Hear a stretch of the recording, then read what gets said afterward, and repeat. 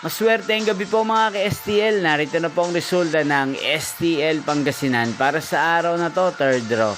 July 7, 2025, araw ng Lunes. Naway ang mga natayan niyo po mga numero kanina ay manalo nawa ngayong gabing ito, 8:45 PM. Kaya kunin niyo na po ang inyong mga ticket. Narito na po ang resulta. Ang mga numerong nanalo sa STL Pangasinan ngayong gabing ito, July 7, 2025. 8:45 PM, third draw result, 33 at 26. In exact order sa lahat po ng tumaya kanina sa STL Pangasinan para sa third draw ng 33 at 26. Congrats po sa inyo, panalo po kayo. At ngayong gabing ito sa STL Pangasinan, atin pong i-shoutout si Ate Abe ng Pangasinan na araw-araw pong nanonood sa channel na to.